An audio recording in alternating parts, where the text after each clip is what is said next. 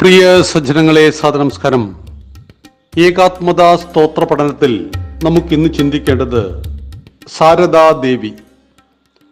ബംഗാളിലെ ജയറാംവാടി ഗ്രാമത്തിൽ അത്യന്തം ധാർമ്മിക ജീവിതം നയിച്ചിരുന്ന ബ്രാഹ്മണ ദമ്പതിമാരായിരുന്നു രാമചന്ദ്ര മുഖർജിയും ശ്യാമസുന്ദരി മാതാവും.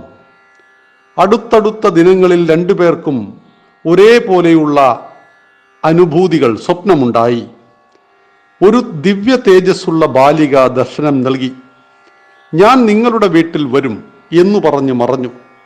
ഏതാനും ദിവസങ്ങൾക്ക് ശേഷം 1853 ഡിസംബർ 22 അവർക്കൊരു പെൺകുഞ്ഞ് ജനിച്ചു.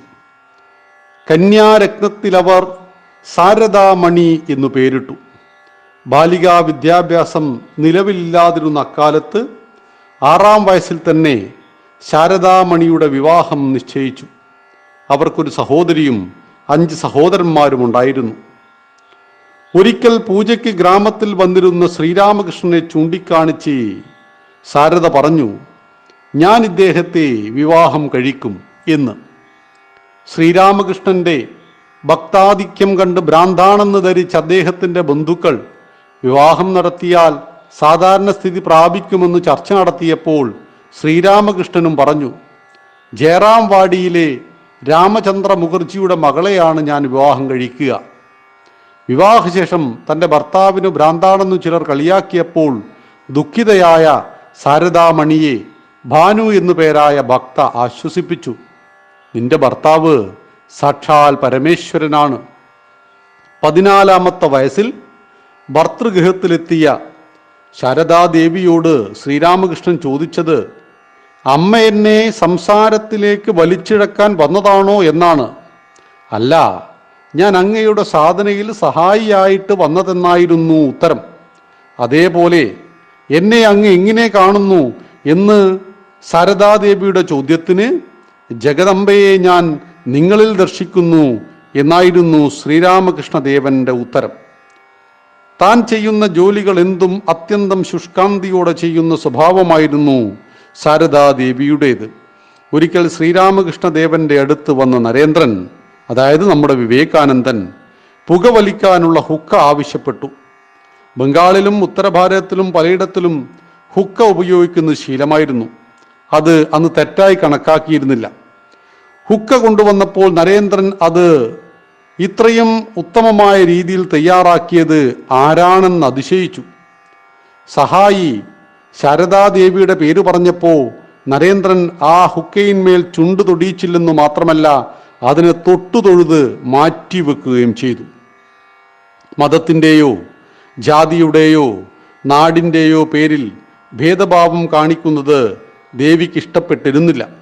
ഭഗിനി നിവേദിത എന്ന മാർഗരറ്റ് നോബിളിനെ ശാരദാദേവി എൻ്റെ മകളെന്നാണ് സംബോധന ചെയ്തത്. അപ്പോഴാണ് മാർഗരറ്റ് മറ്റുള്ളവർക്കും സ്വീകാര്യയായത്. ശ്രീരാമകൃഷ്ണദേവന്റെ ദേഹവിയോഗത്തിനു ശേഷം അവർ തീർത്ഥാടനത്തിന് പോയി. 1887 ശ്രീരാമകൃഷ്ണ മഠം സ്ഥാപിക്കപ്പെട്ടപ്പോൾ മുതൽ അവിടെ താമസമാക്കി. യുവസന്യാസിമാർക്ക് തണലും താങ്ങും മാർഗദർശിയുമായിരുന്നു അവർ. മഹേന്ദ്രഗുപ്തൻ എന്ന എം എന്നറിയപ്പെടുന്ന മഹേന്ദ്രഗുപ്തൻ രാമകൃഷ്ണദേവന്റെ ഉപദേശങ്ങൾ അന്നു പകർത്തിയത് പുസ്തകരൂപത്തിലാക്കിയപ്പോൾ അദ്ദേഹം പറയുന്നത് പോലെ തന്നെ എന്ന് ശാരദാദേവി വിശേഷിപ്പിച്ചതോടെയാണ് അതിന് അംഗീകാരം ലഭിച്ചത്. മായാവതി ആശ്രമത്തിൽ ശ്രീരാമകൃഷ്ണന്റെ ചിത്രം വെക്കാൻ സ്വാമി വിവേകാനന്ദൻ സമ്മതിക്കില്ലെന്ന് പരാതി പറഞ്ഞപ്പോൾ ഒരു സന്യാസി ശിഷ്യനോട് ശാരദാദേവി പറഞ്ഞത് ഇങ്ങനെയാണ്, നാമെല്ലാം വേദാന്തികളല്ല മകനേ എന്നാണ്. അവരുടെ മുന്നിലെത്തിയാൽ സർപ്പവും വിഷം ഉപേക്ഷിക്കും. ഒരിക്കൽ വഴിയിൽ ഒരു കൊള്ളക്കാരൻ അവരുടെ നേരെ വന്നു. ഈ മകളെ അങ്ങ് മരുമകന്റെ അടുത്തെത്തിക്കൂ എന്ന് ശാരദാദേവി അവനോട് പറഞ്ഞു. ഇതോടെ ആ ദുഷ്ടൻ തൻ്റെ ദുഷ്ടലക്ഷ്യം മറന്ന് ശാരദാദേവിയെ ദക്ഷിണേശ്വരത്തെത്തിച്ചു. ശ്രീരാമകൃഷ്ണൻ ഒരു ഭക്തൻ 10,000 രൂപ അന്ന് കൊടുക്കാൻ ആഗ്രഹിച്ചു. അദ്ദേഹം അയാളെ ശാരദാദേവിയുടെ പക്കലേക്ക് അയച്ചു. അവരാ ധനം വാങ്ങാതെ അയാളെ തിരിച്ചയച്ചു. ഇത്തരം മോഹരഹിത മനസ്സായിരുന്നു ശാരദാദേവിയുടേത്. 1886 ആഗസ്റ്റ് 16 ശ്രീരാമകൃഷ്ണദേവൻ മഹാസമാധി അടഞ്ഞു. അതിനുശേഷം ശാരദാദേവി അനേകം ഗൃഹസ്ഥ സന്യസ്ത ശിഷ്യന്മാരുടെ താങ്ങും തണലുമായി താപസ ജീവിതം നയിച്ചു. അവരുടെ വാത്സല്യപൂർണമായ പെരുമാറ്റം ശിഷ്യരെ ഒന്നിച്ചു നിർത്തി. എന്നാൽ സന്യാസ ഭക്തരോട് തങ്ങളുടെ നിയമങ്ങൾ പാലിക്കാൻ അവർ കർക്കശമായി ആവശ്യപ്പെട്ടിരുന്നു. ഒരിക്കൽ ഏതാനും ഗൃഹസ്ഥന്മാരോടൊപ്പം തീർത്ഥയാത്രയ്ക്ക് പുറപ്പെട്ട സന്യാസ ശിഷ്യന്മാരെ അവർ കർശനമായി തടഞ്ഞു. നിങ്ങൾക്ക് പോകണമെങ്കിൽ ഒറ്റയ്ക്ക് പോകാം. ഗൃഹസ്ഥന്മാരോടൊപ്പം പോയാൽ ചിലപ്പോൾ നിങ്ങളുടെ മര്യാദകളും രീതികളും പാലിക്കാൻ പറ്റാതെ വരും എന്നവർ ചോദിച്ചു. സന്യാസിമാർക്ക് കാര്യം മനസ്സിലായി. അവർ തനിച്ചു പോകാനും തീരുമാനിച്ചു. ഇത്തരത്തിൽ തപോമയമായ ജീവിതം നയിച്ചവർ 1920 ജയറാം വാഡിയിൽ പോയി വന്നതോടെ ഭീഷണമായ രോഗത്തിനടിമപ്പെട്ടു. 1920 ജൂലൈ 21 ശാരദാദേവി മഹാസമാധി അടഞ്ഞു. ബേലൂർ മഠത്തിലാണ് ആ ദിവ്യശരീരം അഗ്നിക്കിരയാക്കിയത്. ഭാരതഭൂമിയിൽ പരമാത്മാവ് അവതാരമെടുക്കുന്നത് പോലെ തന്നെ ജഗദംബയും അംശാവതാരമായും പൂർണ്ണ അവതാരമായും അവതരിക്കാറുണ്ട്. എന്നാൽ സാധാരണക്കാർക്കിടയിൽ അസാധാരണ ജീവിതം നയിച്ച് നമ്മുടെ നാടിനെയും ജനങ്ങളെയും സംസ്കാരത്തിനെയും ഉന്നതിയിലേക്ക് എത്തിച്ച 16 സ്ത്രീരത്നങ്ങളെ കുറിച്ചാണ് നാം പഠിച്ചത്. പ്രിയ പഠിതാക്കൾ, അവരുടെ പേരുകൾ ഒന്നുകൂടി ഓർക്കുക. അരുന്ധതി, അനസൂയ, സാവിത്രി, ജാനകി, സതി, ദ്രൗപദി, കണ്ണകി, ഗാർഗി, മീര, ദുർഗാവതി, ലക്ഷ്മി, അഹല്യ, ചന്നമ്മ, രുദ്രമാംബ, നിവേദിത, ശാരദാദേവി, പ്രണമ്യ, മാതൃദേവത. ഏകാത്മതാ സ്തോത്രത്തിലെ 10ഉം 11ഉം ശ്ലോകങ്ങളാണ് ഇത്. ഈ ഭാരതത്തിൽ ജനിച്ച് ജീവിച്ചു മരിച്ചുപോയ പുരാണങ്ങളിലെ, ഇതിഹാസങ്ങളിലെ, ചരിത്രത്തിലെ ഈ 16 മഹതികളെ കുറിച്ച് നമ്മുടെ പെൺമക്കളെ പഠിപ്പിക്കൂ. അവർ തെറ്റായ പ്രണയത്തിൽ, ലവ് ജിഹാദ് പോലുള്ള മാരകമായ ഭവിഷ്യത്തിൽ അവർ ഒരിക്കലും ചെന്ന് പതിക്കില്ല. അവരുടെ മാതൃകളായിട്ട് ഈ സ്ത്രീകളെ കൊണ്ടുവരൂ, ഈ സ്ത്രീ രത്നങ്ങളെ കൊണ്ടുവരൂ. ഇന്നൊരു പത്രം വായിച്ചാൽ, ടെലിവിഷൻ കണ്ടാൽ, സീരിയൽ കണ്ടാൽ, സിനിമ കണ്ടാൽ നെഗറ്റീവായ കാര്യങ്ങൾ.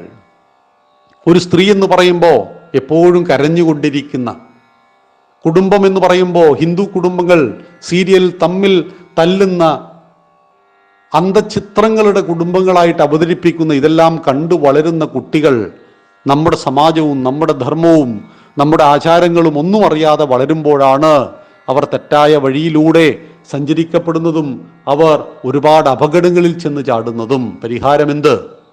10 വയസ്സിനുള്ളിൽ ഈ 16 സ്ത്രീരത്നങ്ങളുടെ കഥ പ്രിയ അമ്മമാർ ഒന്നുകൂടി വിപുലമായി പഠിച്ച് അവരെ പറഞ്ഞു മനസ്സിലാക്കണം.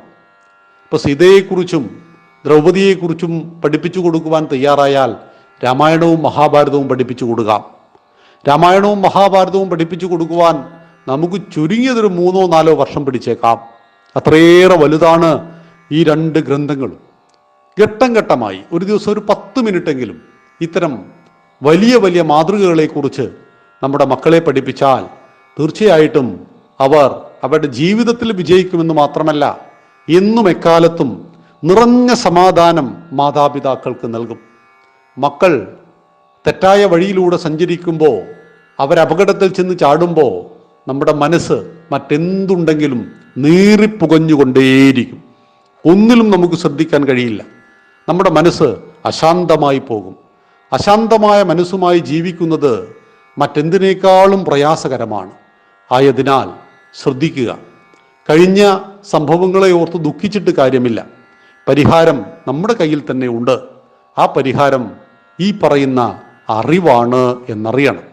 ഈ അറിവ്, ഈ കഥകൾ, ഈ സംഭവങ്ങൾ എല്ലാം തന്നെ നമ്മുടെ മക്കളെ യഥാകാലം 10 വയസ്സിന് മുമ്പ് തന്നെ പഠിപ്പിക്കുകയും, ഇനി 10 വയസ്സ് കഴിഞ്ഞു അതുകൊണ്ട് പഠിപ്പിക്കേണ്ട എന്നർത്ഥമില്ല, ഏത് പ്രായത്തിലുള്ള ആളുകളെയും ഇത് പഠിപ്പിച്ച് നമ്മുടെ മക്കളെ നേരായ വഴിയിലേക്ക് നയിക്കുവാൻ ഈ സ്ത്രീരത്നങ്ങൾ, ഈ അമ്മമാർ, എപ്പോഴും പ്രണമിക്കേണ്ട ഈ മാതൃജനങ്ങൾ നമുക്ക് മാതൃകയാകട്ടെ എന്ന് മാത്രം ആശംസിക്കുന്നു.